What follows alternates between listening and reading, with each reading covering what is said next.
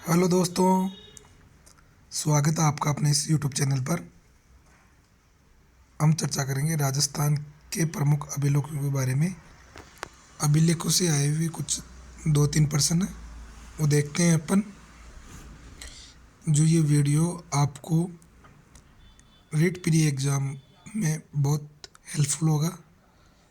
अभिलेखों से अगर कोई क्वेश्चन आता है तो एक क्वेश्चन यहाँ से आपको देखने को मिल सकता है, इसकी मैं आशा करता हूँ।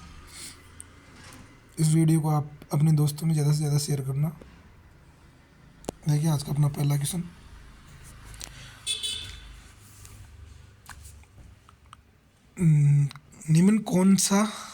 निम्न में से कौन सा या कौन से कथन चीरवा शिलालेख के बारे में सही है?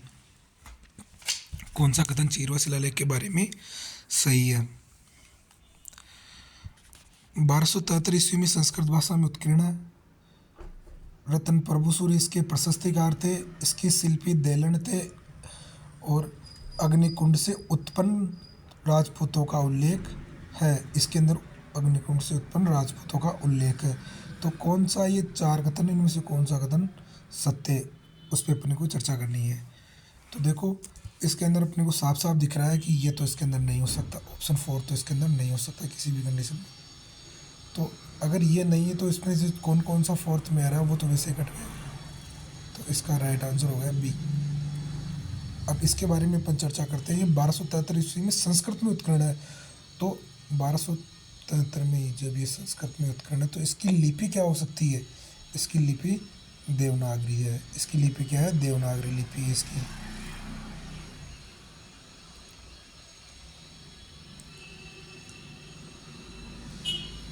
अब ये कहाँ पे लगा हुआ है? चीरवा शिलालेख कहाँ पर स्थित है? ये उदयपुर में स्थित है।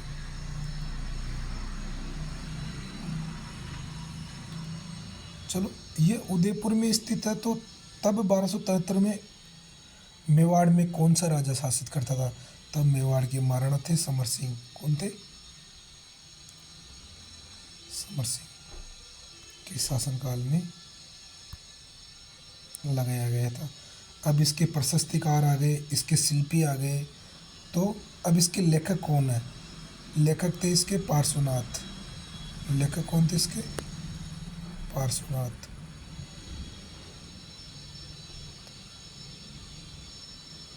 देखो इस एक क्वेश्चन में अपने कितनी जानकारी प्राप्त कर ली और इसके इस अभिलेख में अपने को क्या जानकारी प्राप्त, जिसे इसने कहा कि अग्निकुंड से उत्पन्न राजपूतों का उल्लेख है। इसमें अग्निकुंड से उत्पन्न राजपूतों का उल्लेख नहीं है। इसमें गुहिल वंश के राजा बप्पा रावल से समर सिंह तक का उल्लेख है। किसका? बप्पा रावल से समर सिंह तक का इसमें उल्लेख है।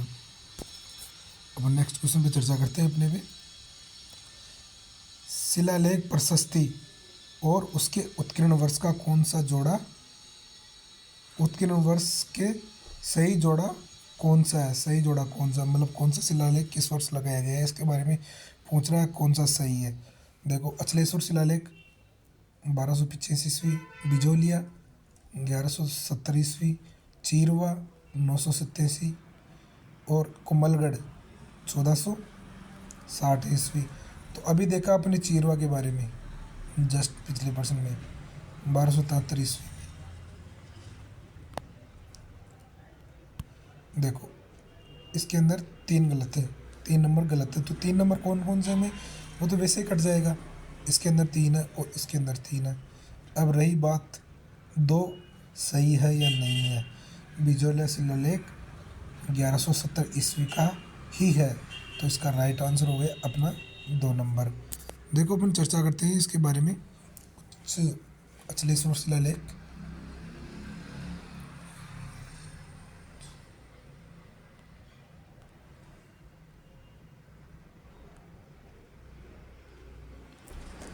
अचलेश्वर शिलालेख कब का है? 1285 ईस्वी का। अचलेश्वर को आबू शिला, अब आबू लेख भी बोलते हैं। कौन सा लेख? आबू लेख, आबू का लेख। ठीक है। इसके रचनाकार कौन थे? वेद शर्मा। इसके लेखक कौन थे? शुभचंद्र। और इसके शिल्पी कौन थे? करम सिंह। शिल्पी कौन थे इसके? करम सिंह।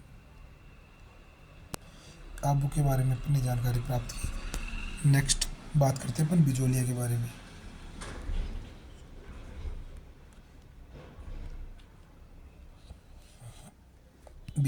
बिजोलिया शिलालेख पार्श्वनाथ मंदिर में लगा हुआ है। कहाँ पे लगा हुआ है? पार्श्वनाथ मंदिर।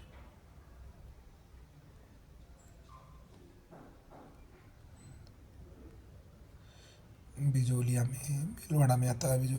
बिजोलिया किसान आंदोलन हुआ था जो। अभी पार्श्वनाथ मंदिर में लगा हुआ, तो इसको यहाँ स्थापना किसने की थी? पार्श्वनाथ मंदिर में स्थापना किसने की थी इसकी? तो जैन श्रावक लोलक। किसने? लोलक ने इसकी स्थापना की थी। अब चलते हैं, इसके प्रशस्तिकार कौन थे? गुणभद्र। इसके प्रशस्तिकार कौन थे? गुणभद्र। गुणभद्र। इसकी भाषा क्या है? संस्कृत। कई बार तो यहीं से ही प्रश्न पूछ लेता है। इसके प्रशस्तिकार कौन है? इसकी भाषा क्या है? इसको लगवाया कि ये, इसको यहाँ पे किसने लगाया है? और किसके शासनकाल के था? चौहान राजा सोमेश्वर के शासनकाल के था। किसके? जो अपने पृथ्वीराज चौहान के पिताश्री थे। सोमेश्वर के शासनकाल के था ये। कब का है ये? 1170 ईस्वी का। लिखा ही नहीं। इसमें क्या जानकारी प्राप्त हुई? चौहानों के बारे में जानकारी भी। चौहानों को इसमें वस्तु गोत्र के ब्राह्मण कहा गया है। वस्तु गोत्र के ब्राह्मण कहा गया है इसमें। आगे चर्चा करते हैं पर कुंभलगढ़ प्रशस्ति पर। किस पर? कुंभलगढ़ पर। कुंभलगढ़ प्रशस्ति में कुछ नहीं है जी, बस इसका सन है और थोड़ी बहुत कुंभलगढ़ दुर्ग के बारे में जानकारी है। कुंभलगढ़ कब का है ये? 1460 ईस्वी का। इसके रचनाकार कौन है? इसके रचनाकार है महेश। वो भी किसके अनुसार? गौरी शंकर हीरा चंद ओझा के अनुसार। ठीक है, आगे चर्चा करते हैं अपने नेक्स्ट क्वेश्चन के ऊपर, जो अपना अगला क्वेश्चन है। कीर्ति स्तंभ प्रशस्ति के रचयिता थे। कीर्ति स्तंभ प्रशस्ति के रचनाकार थे सोमदेव, नापा, जेता और अत्रकवि। तो इसके राइट आंसर अत्रकवि और महेश दोनों इसके रचयिता माने गए हैं। दोनों को इसके रचयिता माना गया है। ठीक है ना। और ये इसमें कब का है? 1460 ईस्वी का। कब का ये? अभी जो जस्ट अपनी नेक्स्ट क्वेश्चन पे चर्चा करते हैं अपन। रणछोड़ भट्ट ने संस्कृत में किस महाकाव्य की रचना की है? रणछोड़ भट्ट ने संस्कृत में किस महाकाव्य की रचना की है? रघुवंश तिलक की, राज प्रशस्ति की, कीर्ति स्तंभ प्रशस्ति की, जगन्नाथ प्रशस्ति की। तो उन्होंने राज प्रशस्ति की रचना की है। देखो ये राज प्रशस्ति क्या है? राज प्रशस्ति है राज सिंह मेवाड़ के महाराणा थे। उनके कार्यकाल में 1636 ईस्वी के अंदर राजसमंद झील के किनारे, कौन सी? राजसमंद झील के किनारे जो नोचो की पाल है ना, उस पर ये लगवाई गई है। वो 25 शिलाओं के 25 सर्ग लिखे हुए ना, वो ये राज प्रशस्ति। और इसकी भाषा संस्कृत है। इसकी रचना किसने की थी? रणछोड़ भट्ट तेलंग ने इसकी रचना की थी। धन्यवाद दोस्तों। इस वीडियो को अपने फ्रेंड में ज़्यादा से ज़्यादा शेयर करो। अपने यूट्यूब चैनल को सब्सक्राइब करो। मैं आशा करता हूँ कि जो मैंने 4 क्वेश्चन करवाए हैं वो आपको रीट परी में हेल्पफुल होगा। और हम आगे जो अपना अगला टॉपिक होगा सिक्कों के बारे पे होगा। सिक्के और मुद्रा, जो रीट परी का टॉपिक है सिक्के और मुद्रा, उस पर अगला वीडियो आएगा। धन्यवाद।